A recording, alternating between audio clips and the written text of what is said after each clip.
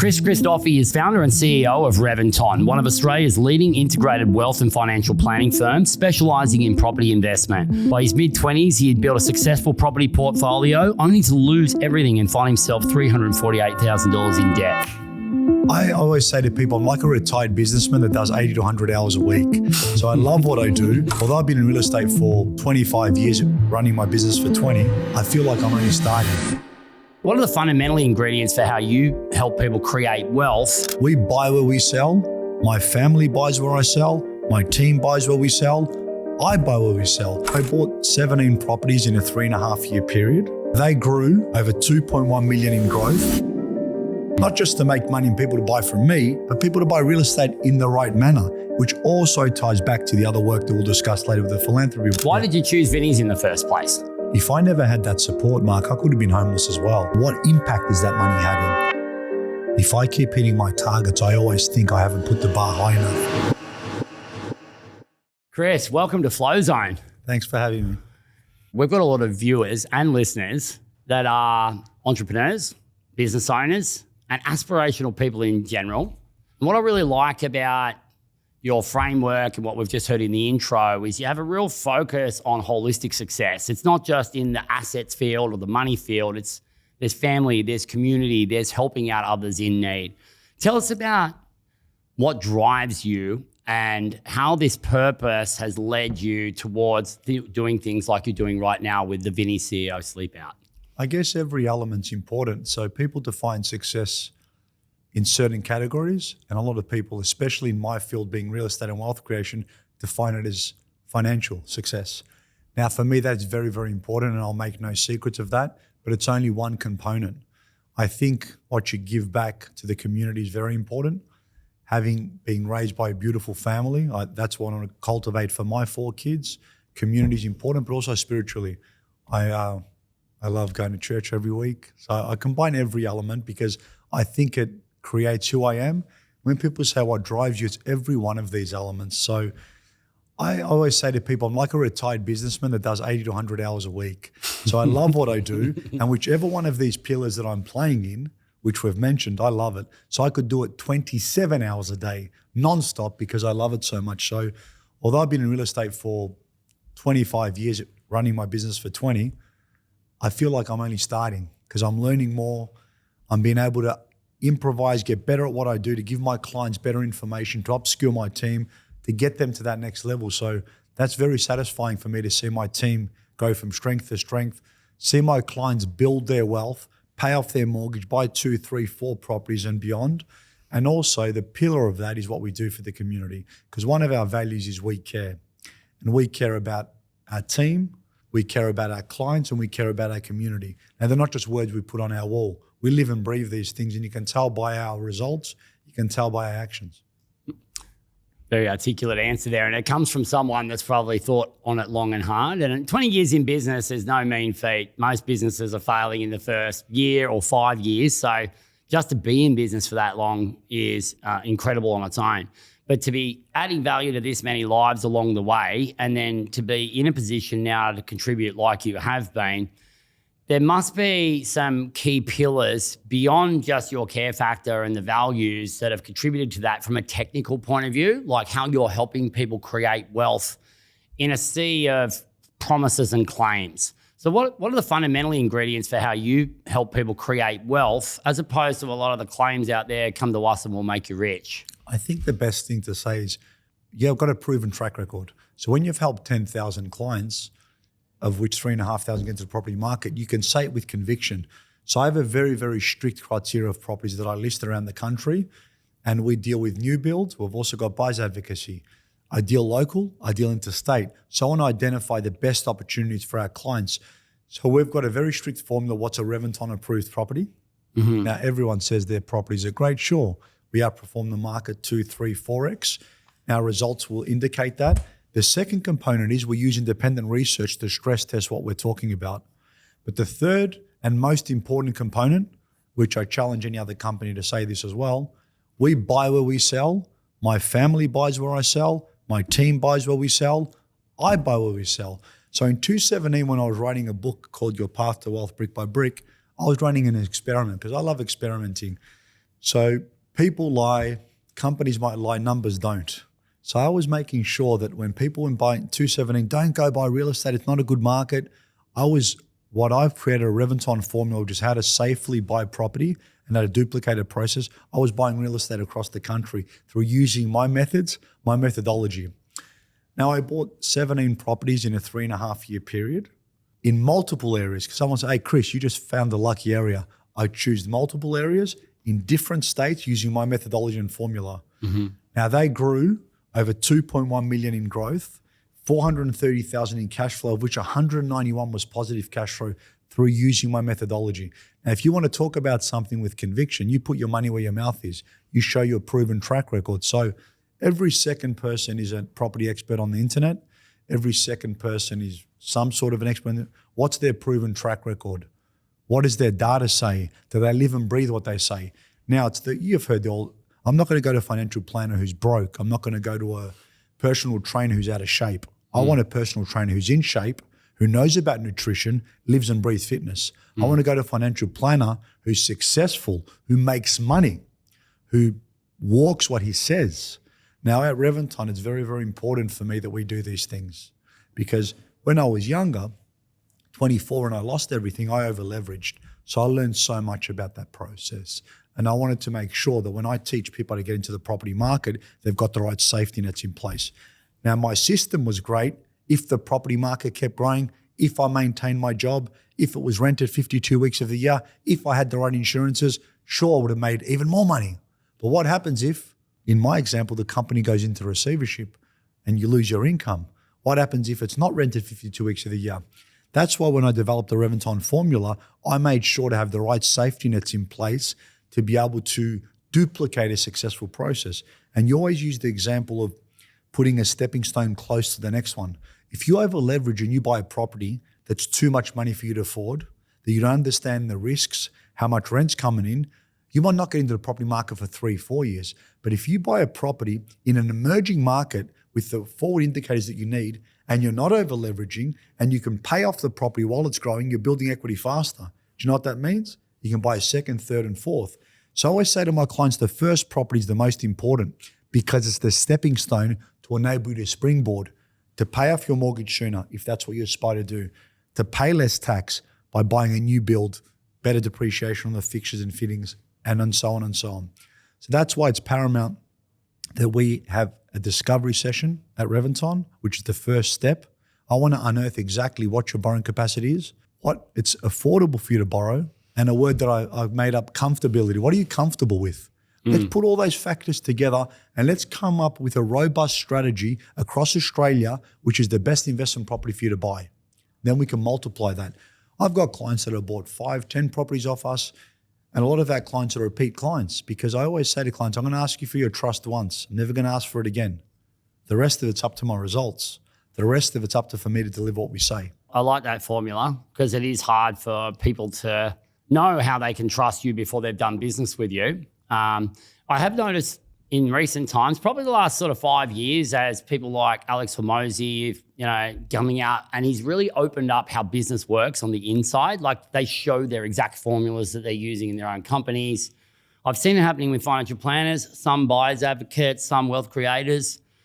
And I think it's really good in that people are sharing their formula, because then you can say, well, do I sort of roughly, loosely believe that formula sort of stacks up so that they can learn a bit more before they enter into it? What are the 4 indicators that you've talked about need to be present for the Reventon formula to work out and to help process someone through that? Before I answer that, I also want to say, you also want to see who matches with your energy, who has the same integrity. So there's one way to create results, but you look at, and a great example of this is Elon Musk. When he developed an electric car, and he's got open patents on how he develops cars, because his is not to be the number one seller of electric cars. He's to increase the advent of electric vehicles on this country, in this world. In this world, yeah. Now, what a difference that is. So when people share information and you look at it and it's sound and they follow it, a lot of times go, let that person do it for me. So the added advantage is you're helping people improve, which is why I wrote my book. Now, for me, I want as many people to get into the property market as safely as possible. Now, sure, I'd love them to use Reventon on me, but if they don't, and I've helped them invest wisely, That's my purpose. That's my why. That's why I got into this industry. Not just to make money and people to buy from me, but people to buy real estate in the right manner, in the right area, which also ties back to the other work that we'll discuss later with the philanthropy work. Yeah. So when you mentioned the 4 pillars, you want me to say? Yeah, I'd love to hear your 4 pillars, because this is going to really unlock a bit more of who you are and, your formula and your I'll give you a wealth. little bit of it. And obviously that's why the discovery session is important. It's understanding your borrowing capacity, but having the right safety nets in place, I think, is what I might have mentioned before. Yeah. Don't over leverage. Make sure that you can afford a 2-3% increase in interest rate. So rates will never go from where they are now to 15%. They're going to go up gradually. So as the rates go up, it gives you time. Allow $30,000, $40,000 in an offset account too, because that represents time. If you don't have a tenant, make sure you have the right insurances in place.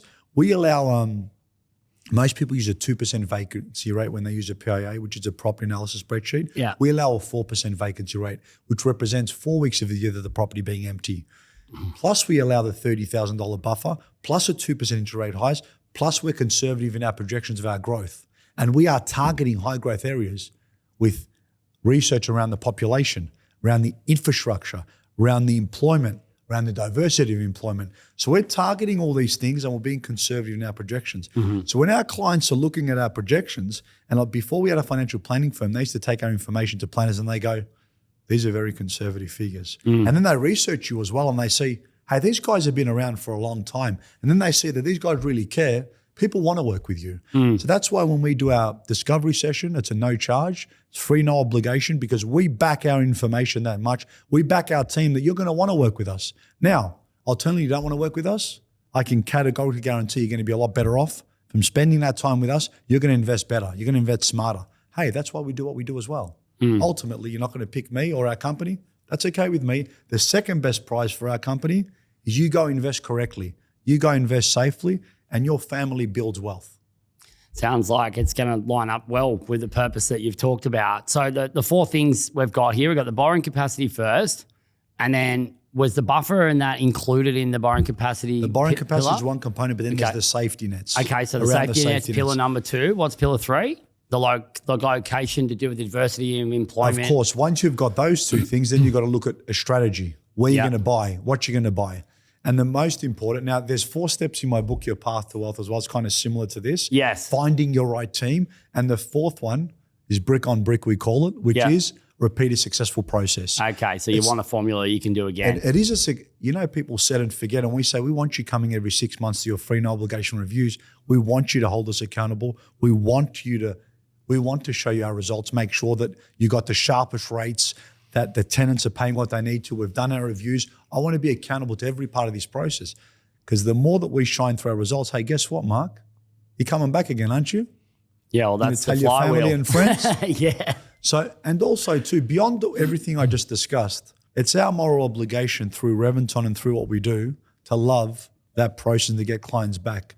And at the start of this, we discussed people sharing information. I'm a big fan of competition without opposition. We should all be sharing and we should all be helping, because when people get super precious about IP, haven't you learned that from somewhere else?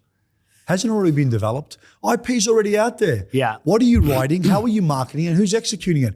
Who cares if you came up with an idea? Let someone else improve it, improvise it, and help people make money. When people get super precious out of, and I used to be one of these people, so I'll preface what I'm about to say with that. Where did you get the ideas from? Didn't you see this model from someone else?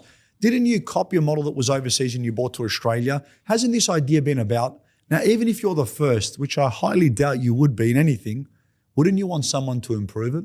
Wouldn't your purpose be to help people more importantly? Look at someone like who has an open patent on an electric vehicle. Look how successful. Shouldn't that be an example of what we should strive to do, helping people? Now, if you do that, are you going to make money?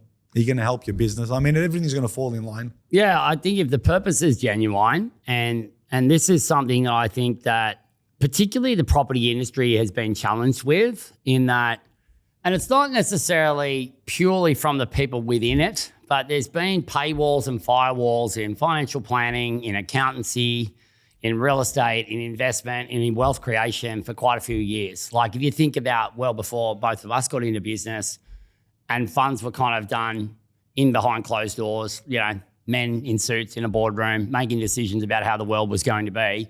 But if you wanted to get any access to anything, you'd go along, you'd pay, you'd get your initial advice, or you wouldn't pay and you'd be all these undisclosed kind of trails and stuff like that going on.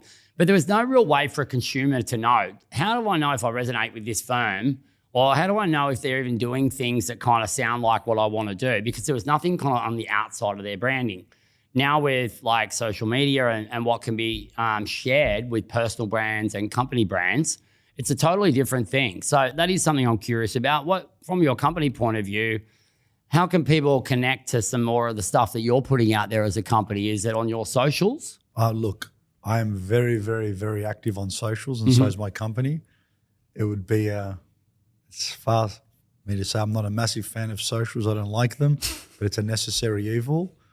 There's a lot of things that I don't share personally, but if people ask me, like a podcast, when you said, anything that you ask me that I can help you with, I'll share. I don't mind, because I feel it can help someone, whether it be a mistake that I made, a business lesson I learned, I'm happy to share.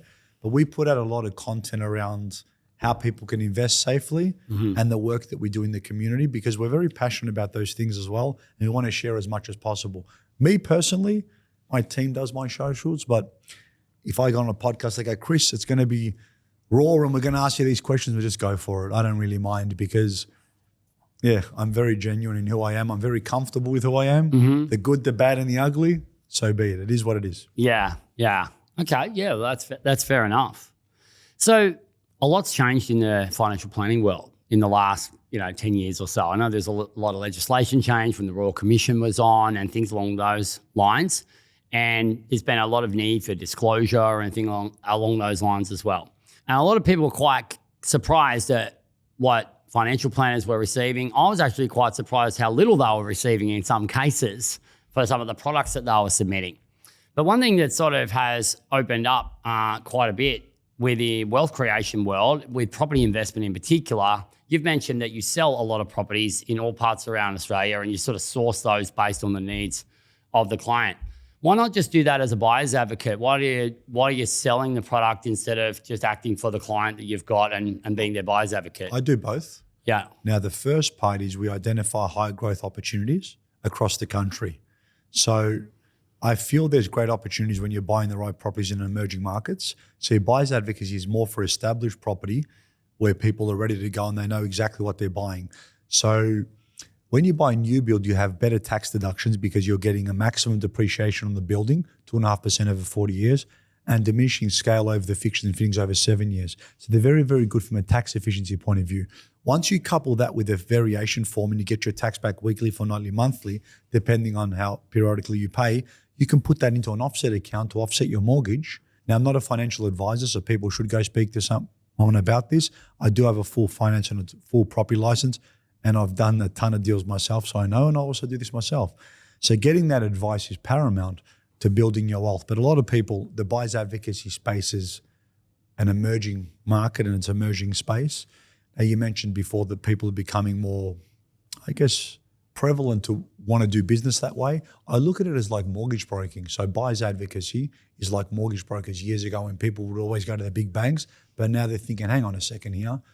These guys are experts around the field. They're not going to only sell me one product. And not all mortgage brokers, or not conversely, not all buyer's advocacy are built equal. Some of them are good, some of them are not. So it's up to you to do your research. And going back to what you said before, proven track record. How long have you been around? Not a guy that's driving a nice car that might be a rental or that says he's got 72,000 properties, but he really doesn't. Find out. And the internet there'll be history. There'll be clues on this person. There'll be track records. And that's the key component that I'd say to people, because if they know a little bit more than you and people go with them, I use the expression, it's like the blind leading the blind. Come and I'll show you where to go. He sounds like he knows what he's going. Bang, I'll put my money there.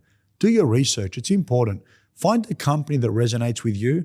And I say resonates in the terms of getting good results, but also that has the values, the integrity that you like as a company. Is that the company that I want to invest my money with? And I look at that with the people that I work with. Do they have the energy that I like? Do I want to hang around with? And that goes with my trainer when I go to my gym, when I've got my, my business advisors, everyone that I work with. I want to make sure they've got a proven track record, but I resonate with how they do business and I enjoy spending time with them. Yeah. Otherwise, what's the point? Yeah, I think that's one of the things that we've had from my advisory board. We're involved in scaling up, and not too long ago when we were starting to talk about the theme of our team that we're hiring, but also the clientele that we go after. So there's a customer and then there's a core customer. Core customer is the one that wants to keep doing business with you. And they're people that believe what you believe. Like they're your tribe. Yeah, your tribe. So like whether you are the expert in the tribe, sort of like going back to tribal days, you would go to the doctor of the tribe and they would make some potions for you and fix you up. And then you would go to someone in the tribe that knows how to make spears. You go to someone in the tribe that knows how to nurture and care for kids and raise them, but it's still your tribe. So there's a subject matter expert, but overall, you still want to go the right way. You still want to be aligned to the same causes. So whether it's team or whether it's customers or what we call core customers, if we're around people that are along our lines, that believe what we believe, there's more likely that they're not going to challenge us on things that don't move the needle. Like try and get you to the lowest fee, for example, so that they can feel they've had a win, but then there's not enough to fulfill the brief and do a really great job. But you need that money too to execute a good service. So for me, saying no is important. And when you're starting off a business and there's a lot more yeses, as you become 5, 10, 20 years in business, you start to think sometimes no are a lot more powerful because I cannot meet their expectations or it's unrealistic or whatever the case may be. And I'm very, very fortunate where I value clients' business. I don't need every client's business, but it's taken me time to establish that mindset, to establish that brand and that clientele. But as you're getting into the market and maturing, and as you have great people around you, you start to see that. And when you get a good people, like you mentioned, your tribe, there's a lot of great minds that are like a board of advisors, so to speak, that are stress testing your ideas when it comes to business, when it comes to clients, and it makes a difference. But when you're working so hard or you're working so long, you want to enjoy your team and your clients too, because when challenges arise, because they always do, it makes it so much easier to deal with. Yeah, definitely. Well, that sort of segues us into something else you've been doing as a company very well, which is the community and charity work you're doing. So with the Vinnie's process, why did you choose Vinnie's in the first place? I get this question all the time and I wish I could give you a great answer, but when I was 24, I had to move back into my parents, as you mentioned. If I never had that support, Mark, I could have been homeless as well. So I had an amazing support network. And also I think the best thing about homelessness that I love, it's an unfortunate set of circumstances. It's a human helping another human. We're all equal. There's no one, I see no one walk this planet that's better than me or no one that's worse than me, conversely. We're all human beings. We're trying to do the best that we possibly can.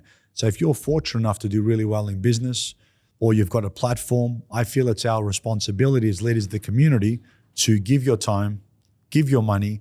If you're double fortunate like me, give both. And for me, that drives my purpose. It drives my team. It's beyond a passion project because it gives me so much more. So I was always doing things around the homelessness space, and a friend of mine was an ambassador and she goes, come and do Vinnie's. I said, no, thank you. She said, why? I said, I prefer to do things anonymous. And I hated social media, as I mentioned before.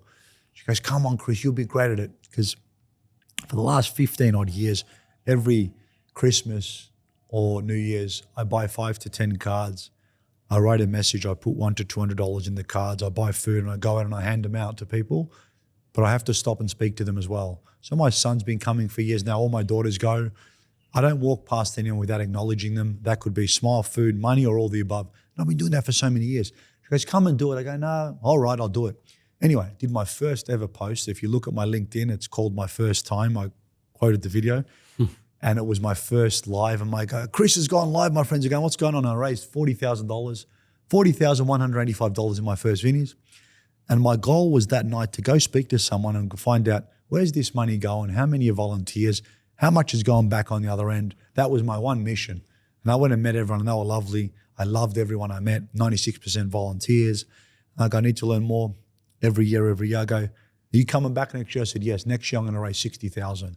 They said, will you be an ambassador? Sure. I raised 60,000 and I think I was on channel 10 and I actually stated I'll raise 80 year 3 and 100 year 4. I raised 60,564 year 2, 82,177 year 3, 113,173 year 4. This Then- guy who knows how to count his numbers. Luckily. I'm very left brain. So I hit all 4 years. And instead of being happy I did it, I thought in my head, shit, I hit all 4 targets. I didn't push enough. So the night before the 4th sleep out, I'm in bed. And my ex-wife goes, what are you doing? I go, I'm just figuring out how I can raise 200 grand next year. She goes, but the sleep out's tomorrow. I said, but I've already raised 100. I'm done with that. And I'm writing out a plan how I can raise 200. I call someone from Vinny's. I said, I'm going to raise 200. Actually, what's the most anyone's ever raised? They said 225. Nick Riedel, I remember. I said, okay. Who was it, sorry? Nick Riedel. Okay. I'm dyslexic, so I'll probably That's all right. He worked for a bank in South Australia, REEDE, but I'm very bad with that stuff. Said, put me down for 250. I'm going to be the first CEO to raise $250,000. They go, okay. I raised $263,096. Yeah, So well done. because I kept hitting my target, I go, oh, surely there's more gas in the tank. So we do that every year. And this year we did that again. And it's just, for me, I'm very, very left brain. So I push numbers, I drive numbers. What gets measured gets done. What gets measured can get optimized. And it also pushes and motivates me. But what I lead with my team is I lead with impact that money's having. I lead with why we're doing this because it's easier to rally my team behind it. Who cares if you're the top? Who cares you raise that? Not everyone does. I know that inspires me, but what impact is that money having? That's what gets the people around it. Why are you doing this? That's why. So I make sure to do both. I know what pushes me, but what does push you? Like you just said before, like the numbers of raising the most important, but not for everyone. Why is it important for you? Because I want to push myself. If I keep hitting my targets, I always think I haven't put the bar high enough and I don't miss targets. And I always think maybe I should have aimed higher. So even though I've achieved something, I always think, you know, when people hit a target, they put their foot off the metal. I go, how much gas have you got left? You got momentum now, push. So whenever I hit a target, I put a stretch and a super stretch target and I try to push them as well. So I always know that there's more gas in the tank if I've hit a target. And if I've smashed the target, I say to myself, that wasn't a good target. Lower bar. So when I did boom, boom, boom, boom, boom 4 years in a row, and I go 200, and I go, you know what, I'll make that call. And I actually, this is crazy, but the highest ever to do Vinny's raised $1,123,000 and I think $50 odd. And I looked at his name every day when I'm raising funds, and I'm thinking, he did it in 8 years. I need to raise more than that. This guy had $1 billion company behind him. I go, we're going for that.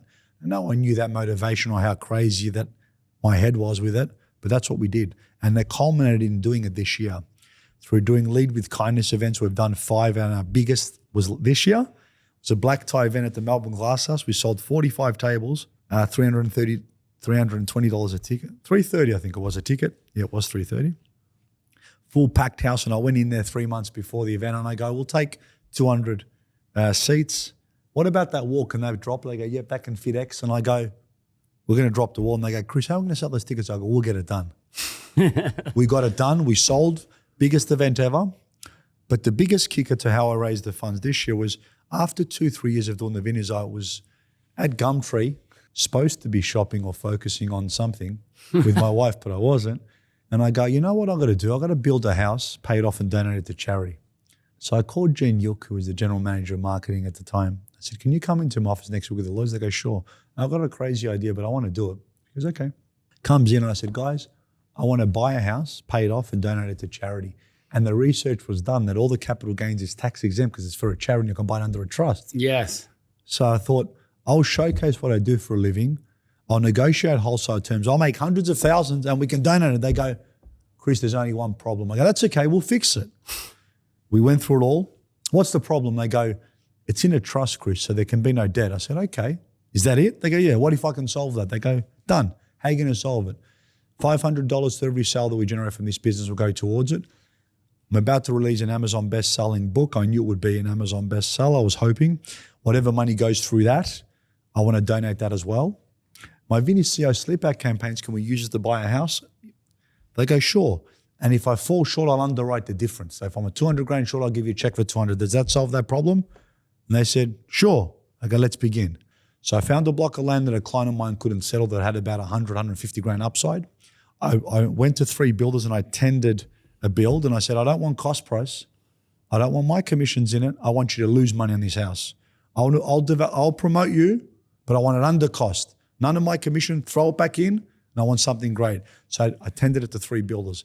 And one that I really work with, they were 30 grand more than this other builder that I don't really work with. And I said, this is what they're paying. They go, Chris, you're not going to go with that builder. I said, no, I am. I promise. This is for charity.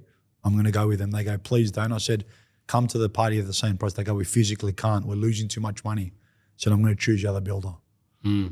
I did choose the other builder. It was not a popular decision, but it was never in doubt.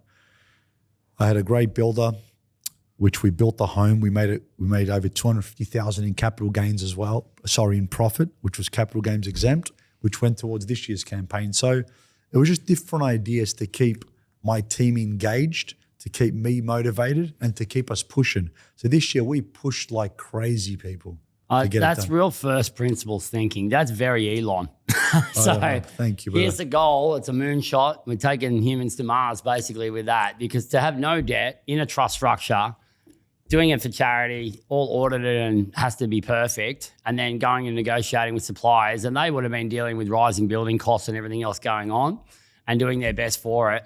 That's very admirable that you've done that, and I haven't heard that exact model done before, especially from a private company like this, so well done. Well, thank you. Look, it was a very proud moment to put a sold sticker on that property and to have an idea.